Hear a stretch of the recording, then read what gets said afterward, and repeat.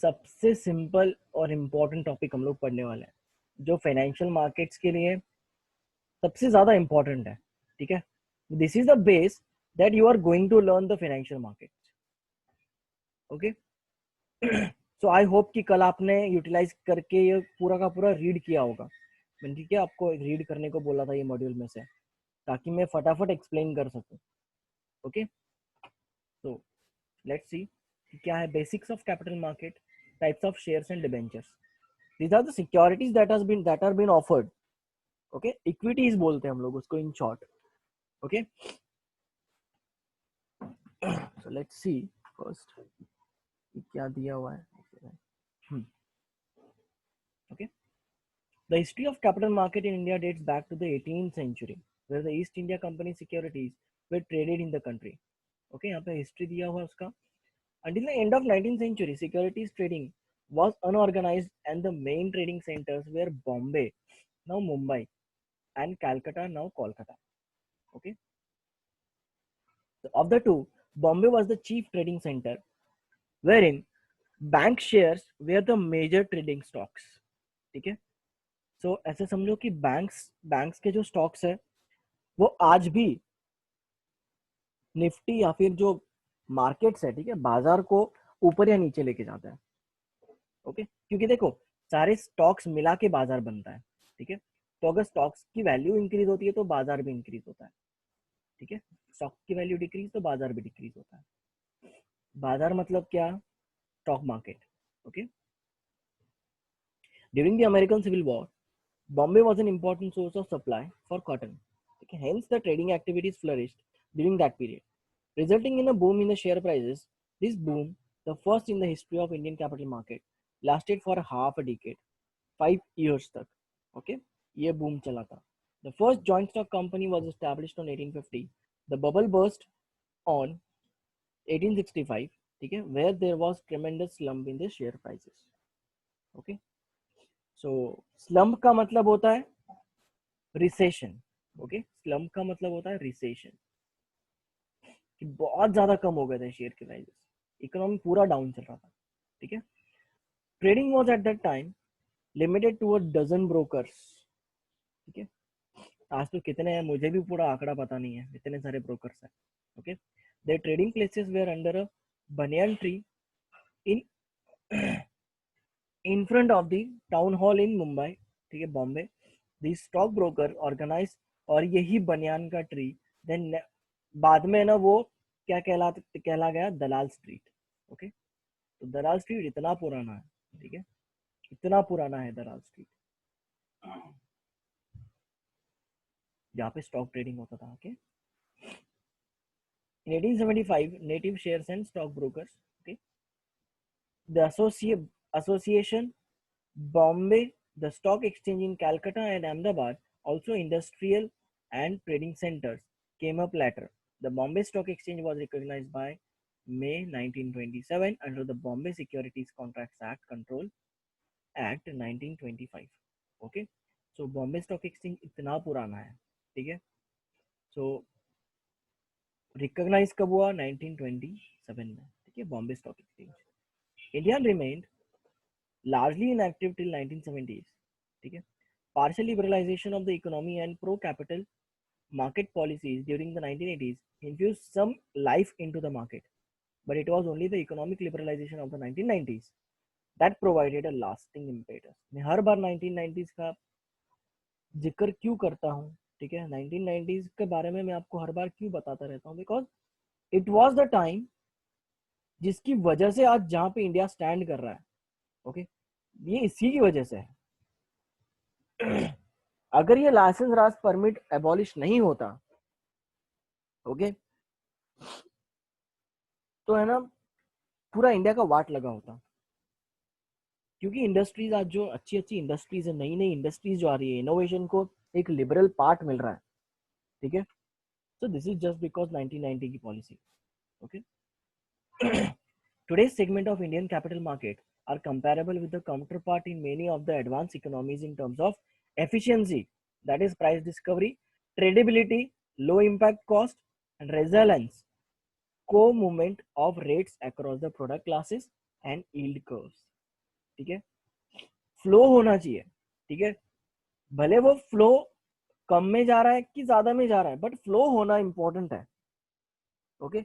अगर फ्लो नहीं होगा ना, तो ऐसे समझो कि जैसे कि फॉर एग्जांपल बॉडी का मूवमेंट होना चाहिए। अगर बॉडी का मूवमेंट नहीं हो रहा है, that means you are in coma, या फिर आपको पैरालिसिस हुआ है। सो बॉडी का मूवमेंट होना इंपॉर्टेंट है फॉर द ब्लड फ्लो, ठीक है। तो इसी वजह से यहाँ पे इकोनॉमी में मूवमेंट इंपॉर्टेंट है, ठीक है। Their ability to withstand several periods of stress, notably the Asian financial crisis 1978, 1997 and 98, ठीक है।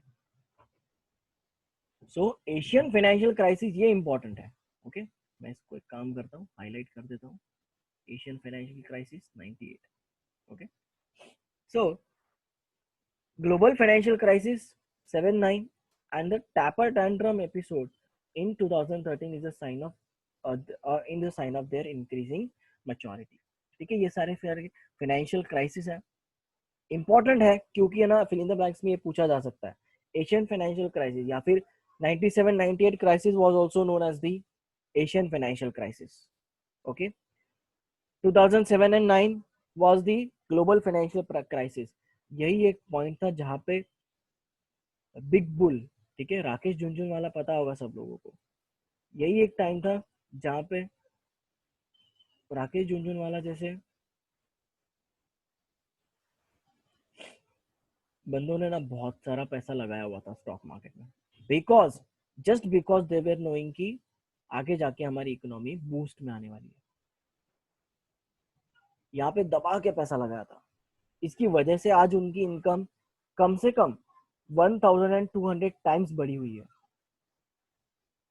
इस इनकम मतलब इसके एसेट्स 1200 टाइम्स से बढ़े हुए हैं। some of you might be knowing him, ठीक है, पढ़ा होगा कहीं पे। तो ये ग्लोबल फाइनेंशियल क्राइसिस था जहां पे लोग या तो लोगों ने पैसा भी गवाया था और बहुत सारे लोगों ने पैसा पेशेंस से वहां पे लगाया भी था, ओके। सो स्टॉक मार्केट में अगर इन्वेस्ट करना है तो सबसे इंपॉर्टेंट चीज है, मास्टर करो एक ही चीज पे, when to enter, when to exit. आया समझ में? स्टॉक मार्केट में एंटर कब करना है और एग्जिट कब करना है, ये पता होना बहुत जरूरी है। और लोग पता है क्या, लोगों के ना 45 to 50 ईयर्स निकल जाते हैं ये सीखने में। अपने जिंदगी के 45 से 50 साल निकाल देते हैं ये सीखने के लिए कि कब एंटर करना है और कब एग्जिट करना है, ठीक है। This is the time where you make the money, okay. So यही था, एक हिस्ट्री था, ठीक है। Next is types of shares debentures. बहुत ही सिंपल पार्ट है, एकदम सिंपल पार्ट, ओके। मैं आपको बताता हूँ ये क्या क्या है। देखो, टाइप्स ऑफ शेयर्स, ठीक है। Equity share capital. अभी इक्विटी शेयर कैपिटल का मतलब क्या होता है? It is an owners capital, ठीक है, कि भैया कंपनी में हमारे जो रियल ओनर्स है वो कौन है? इक्विटी शेयर होल्डर्स है, ठीक है। The holders of these shares are the real owners of the company. They have the control over the voting working of the company. क्योंकि क्यों क्यों क्यों पता है क्यों? जस्ट बिकॉज इनको वोटिंग राइट्स दिया जाता है, और वोटिंग राइट जिसको है वो कंपनी चलाएगा, कंपनी के डिसीजंस ले पाएगा, क्योंकि कंपनी का डिसीजन किस पे बेस होता है? वोटिंग पे बेस होता है। और वोटिंग कैसे होती है? दो तरीके से होती है, या तो ordinary resolution that means 50% majority से, या तो स्पेशल रेजोल्यूशन, या तो 75% मेजोरिटी से। As simple as that, okay. तो ये सारा का सारा वोटिंग पे चलता है, इसके लिए they are called as the real masters और real owners of the company, okay. They might be getting higher rate of dividend or they might not get anything because higher risk, higher returns. Okay, this is the policy. Main source of finance. So equity shares are main source of finance. Fill in the blanks के लिए सबसे important चीज है, ठीक है। They give the right investors to right to vote, ठीक है। Share the profits and claim on assets, ठीक है। इसके डिटेल लेक्चर्स मैं आपको भेज दूंगा, डोंट वरी।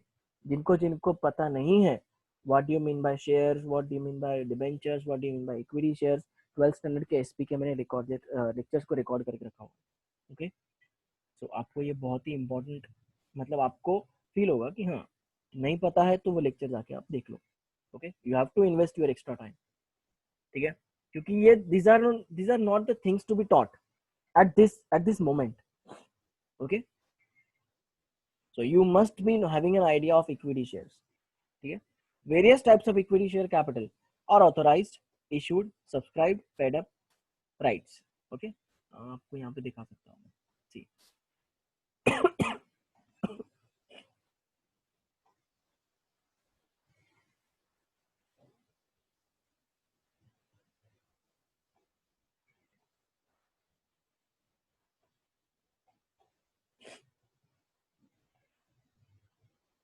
Yes.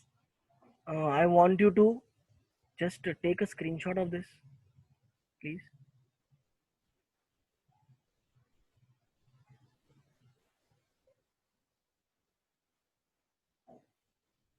ठीक है, इसका स्क्रीनशॉट ले लो.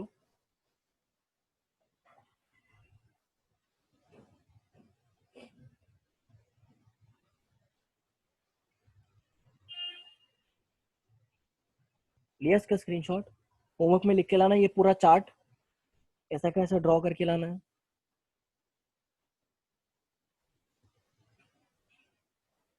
ओके, सो लेट्स सी क्या दिया हुआ तुम्हारे इसमें. देखो कि various types of equity share capital are authorized share capital, issued share capital, subscribed share capital, paid up share capital, ठीक है, राइट्स इशू, बोनस, ठीक है, sweat equity. Expression of values of equity shares are in terms of face value, ठीक है, par value and market value. Okay, issue price, book value, market value, intrinsic value, stock market value etcetera. ठीक है, ज्यादा deep में तुमको दिया नहीं है, इसके लिए इसको सिर्फ हम लोग ऊपर ऊपर से पढ़ेंगे. ठीक है, नाउ पहली बात तो ये पेड अप वगैरह तो तुम लोग को वहां पे चार्ट में समझ जाएगा. राइट इशू क्या होता है कि the rights given to the existing equity share holder. For example Janvi अगर रिलायंस कंपनी की शेयर होल्डर है तो रिलायंस कंपनी पब्लिक को देने से पहले जानवी को पूछेगा कि भैया देख तुझे चाहिए क्या, शेयर्स चाहिए क्या, हम लोग पब्लिक को देने जा रहे हैं. ठीक है, देखो फॉर एग्जाम्पल अगर आप लोगों को गाड़ी वगैरह बेचनी होगी, ठीक है, तो आप लोग पहले फैमिली में पूछोगे ना कि भाई किसी को चाहिए क्या फैमिली में से, ताकि मैं बाहर दे रहा हूँ गाड़ी. ठीक है, तो आप लोग पहले फैमिली में से पूछोगे ना. तो ऐसे ही राइट इशू होता है. ठीक है, बोनस इशू क्या, बोनस शेयर्स क्या होते हैं. बोनस शेयर्स देखो, बोनस मतलब क्या, फ्री ऑफ कॉस्ट. ठीक है, तो ये जो फ्री ऑफ कॉस्ट शेयर्स को इशू किया जाता है एग्जिस्टिंग इक्विटी शेयर होल्डर्स को. अब फ्री ऑफ कॉस्ट क्यों equity share free of cost क्यों देगी कंपनी, क्योंकि कंपनी को अच्छे खासे प्रॉफिट्स हो रहे हैं, और कंपनी को अगर अच्छे खासे प्रॉफिट्स हो रहे हैं तो उसका बेनिफिट शेयर होल्डर्स को मिलना चाहिए ना. और इन प्रॉफिट्स को कैपिटलाइज करने के लिए देखो, प्रॉफिट्स ये डिविडेंड एक अलग चीज है और बोनस शेयर्स कुछ अलग चीज है. डिविडेंड में हम लोग हमारे प्रॉफिट्स को कैपिटलाइज नहीं करते, लेकिन बोनस बोनस में हम लोग क्या करते हैं, हमारे कैपिटल हमारे कंपनी के हमारे जो प्रॉफिट्स है उसको कैपिटलाइज करते हैं, मतलब कंपनी को प्रॉफिट्स को री इन्वेस्ट करते हैं बोनस में. ठीक है, स्वेट इक्विटी मतलब क्या होता है, खून पसीने के शेयर्स. ये सिर्फ एम्प्लॉयज को दिए जाते हैं जो वैल्यू एडिशन प्रोवाइड करते हैं. ठीक है, the expression of value of equity shares in terms of face value. Face value मतलब क्या, जो नॉमिनल वैल्यू होती है शेयर जिस पे इशू होते हैं वो. ठीक है, शेयर्स की वैल्यू. पार वैल्यू मतलब क्या, वही फेस वैल्यू का मतलब ही पार वैल्यू होता है. इशू प्राइस मतलब क्या, 10 रुपए का शेयर हम लोगों ने मार्केट में 15 रुपए में इशू किया. ठीक है, मतलब इशूड ऑन प्रीमियम. ये बहुत समझना जरूरी है, बहुत समझना बहुत जरूरी है. आप कंपनी के ना मनी कंट्रोल पे कोई भी कंपनी का देख लो फंडामेंटल्स, आपको वहां पे दिखेगा फेस वैल्यू कितना है, इशू प्राइस कितना है. ठीक है, उसका मार्केट बुक वैल्यू कितना है, उसका मार्केट वैल्यू कितना है. ठीक है, इंट्रिंसिक वैल्यू आपको कैलकुलेट करना पड़ेगा, और उसका स्टॉक मार्केट में वैल्यू कितना है. ओके, ये बहुत जानना जरूरी है. इशू प्राइस मतलब किस प्राइस पे वो इशू हुआ है. ठीक है, बुक वैल्यू मतलब उसके बुक्स में जो वैल्यू लिखी हुई है. ठीक है, अकॉर्डिंग टू फंडामेंटल जो बैलेंस शीट वगैरह जो स्टेटमेंट्स है फाइनेंशियल पोजीशन के हिसाब से जो वैल्यू है वो book value. Market value demand और सप्लाई जो तय तय करता है वो मार्केट वैल्यू. और स्टॉक मार्केट मतलब क्या, उसका उतार चढ़ाव, जैसे स्टॉक मार्केट उसको डिटरमाइन करता है बहुत सारे फैक्टर्स को कंसीडर करके. ठीक है, उसको बोलते हैं हम लोग stock market value.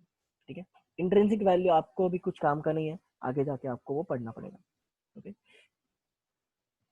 Normally a company started with equity finance as its first source of capital. ठीक है, ये याद रखना है कि equity capital is the major source of financing, ठीक है, या फिर मेन सोर्स ऑफ फाइनेंस।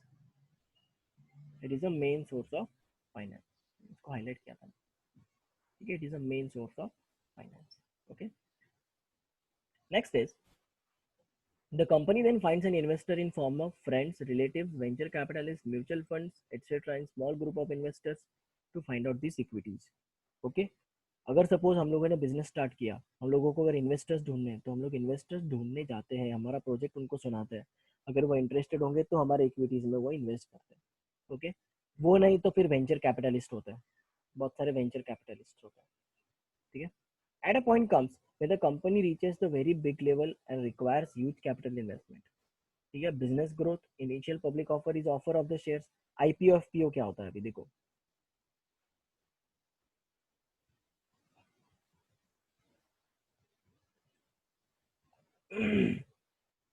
देखो, हाँ, ये वाला चार्ट भी होमवर्क लिख लो, ठीक है। देखो, आईपीओ क्या होता है, मैं बताता हूँ आपको। आईपीओ क्या होता है, जब फर्स्ट टाइम कंपनी को इशू किए जाते हैं शेयर।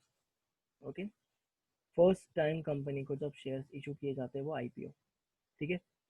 सब्सिक्वेंटली जब शेयर्स इशू किए जाते हैं वो एफपीओ, ठीक है। सब्सिक्वेंटली जब शेयर्स इशू किए जाते हैं वो एफपीओ, ठीक है। राइट इशू मतलब क्या, एग्जिस्टिंग इक्विटी शेयर होल्डर्स को जब दिया जाता है तो राइट इशू। ओके, जब फ्री ऑफ कॉस्ट शेयर दिए जाते हैं तो बोनस इशू, ठीक है। और ये ईसॉस, ईएसपीएस, ठीक है, ये एसआरसी एंड स्वेट इक्विटीज, ये सारे के सारे एम्प्लॉयज को दिए जाते हैं। ओके, और प्राइवेट प्लेसमेंट मतलब क्या, जो प्राइवेट इंडिविजुअल्स को शेयर दिए जाते हैं, वो राइट इशू से हो सकता है, प्रेफरेंशियल अलॉटमेंट से हो सकता है, ठीक है। ये इंपॉर्टेंट है दोनों आपके लिए, ठीक है। इसका स्क्रीनशॉट ले लो फटाफट, चलो।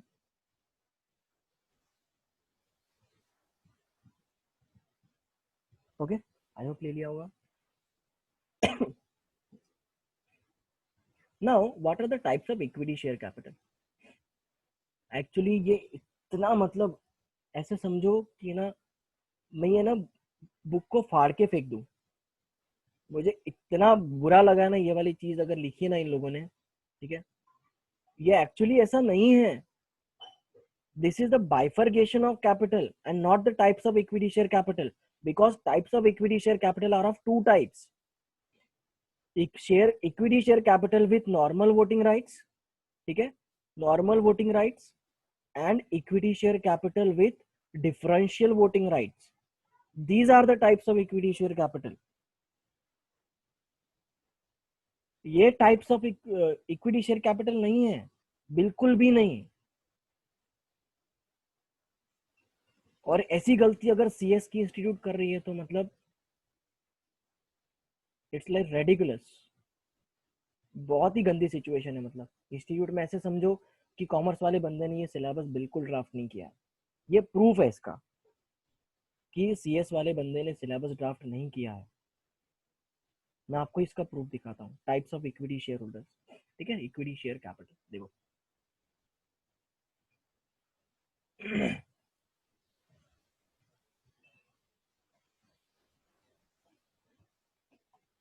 सेकंड लेसन में होगा,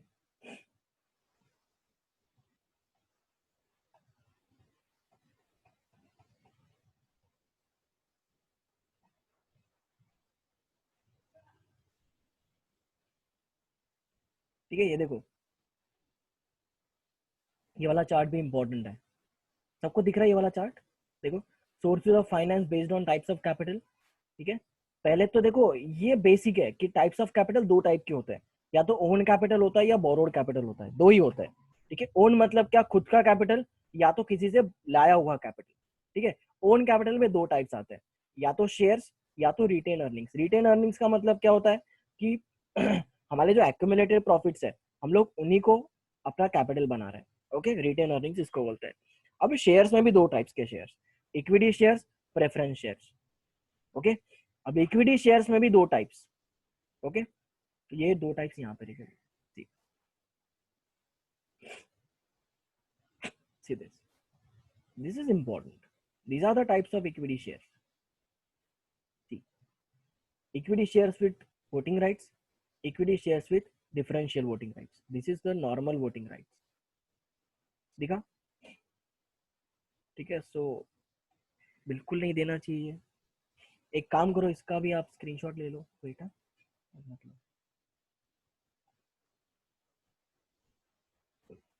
ले लो इसका स्क्रीनशॉट.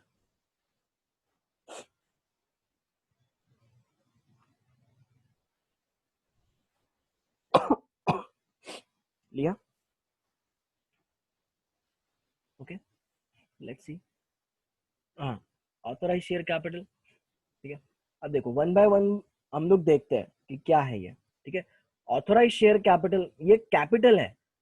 ठीक है, ये कैपिटल है. सिंपल जो हम लोग कैपिटल लिखते हैं ना, ये है कि ये टाइप्स ऑफ कैपिटल है. इतने टाइप्स के वो कैपिटल हो. एक्चुअली ये टाइप्स ऑफ कैपिटल भी नहीं है कि कैपिटल इस स्टेजेस में दिया जाता है. ओके, जब कैपिटल इशू होता है तो इन स्टेजेस में कैपिटल इशू होता है. आया समझ में? सो बिल्कुल भी इसको अंडर एस्टिमेट नहीं करना है, ऐसे कैसे रीड नहीं करना है. ये सिर्फ आपको ऐसे बोला गया है इंस्टीट्यूट की तरफ से कि है ना भैया देखो ये कंसेप्ट है, ये कंसेप्ट को पढ़ो और एमसीक्यू सॉल्व करो. That's it. आया समझ में? इंस्टीट्यूट को कोई फर्क नहीं पड़ता है कि तुम्हारे है ना फंडामेंटल्स क्लियर है कि नहीं. कंसेप्ट क्लियर होना अलग बात है, फंडामेंटल्स क्लियर होना बहुत अलग बात है. ठीक है, क्या बोले अभी इंस्टीट्यूट को. Authorise share capital. Okay, authorise मतलब क्या? जो है ना आरओसी से हम लोगों ने परमिशन ली हुई है उतना कैपिटल रेज करने की. This is a maximum capital. ठीक है, तो this is a maximum amount of capital that a company can raise. For example हमारी कंपनी रजिस्टर हुई है 200 करोड़ के कैपिटल से. ठीक है, हम लोगों ने इनिशियली 50 करोड़ का कैपिटल रेज किया, उसके बाद में 100 करोड़ का कैपिटल रेज किया. तो हम लोग और फर्दर कितना कैपिटल रेज कर सकते हैं? सिर्फ 50 करोड़ का. ठीक है, और अगर सपोज हम लोग को ये लिमिट बढ़ानी है तो हम लोगों को स्पेशल रेजोल्यूशन पास करना पड़ेगा और आरओसी के पास फीस भरनी पड़ेगी. बिकॉज देखो, चाहे तो हम लोग देखो इनिशियली क्या होता है ना कि हो सकता है कि कंपनी कितना भी कैपिटल से रजिस्टर हो सके, क्योंकि कोई लिमिट थोड़ी ना है. लेकिन ये लिमिट में क्यों है? क्योंकि इसके ऊपर हम लोगों को फीस चार्ज होती है. मतलब जितना ज्यादा कैपिटल उतनी ज्यादा फीस चार्ज होती है. इतना याद रखो. Okay, this is something that is taught by my teachers. ठीक है, ये कंसेप्ट मेरे वहीं पे क्लियर हुआ है. जितनी ज्यादा फीस उतनी ज्यादा उसका कैपिटल, जितना ज्यादा कैपिटल उतनी ज्यादा उसकी फीस होती है. ठीक है, फिर जब ऑथोराइज हो जाता है तो हम लोग उसमें से कुछ पार्ट इशू करते हैं. ओके, कुछ पार्ट इशू करने के बाद में मतलब ये वाला. ठीक है, देखो मैं आपको दिखा रहा हूं.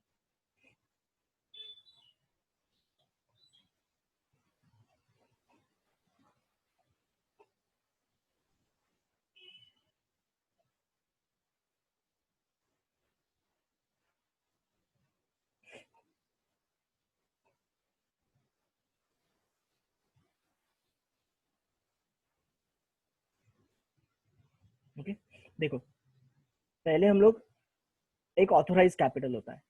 ठीक है, यहाँ पे बहुत अच्छे से ध्यान दो. ऑथोराइज कैपिटल है for example 1 lakh equity shares of ₹10 each. मतलब हम लोगों को रेज मैक्सिमम कितना करना है? मैक्स 10 लाख रुपए का कैपिटल रेज करना है. Simple words. ओके, एकदम इजी.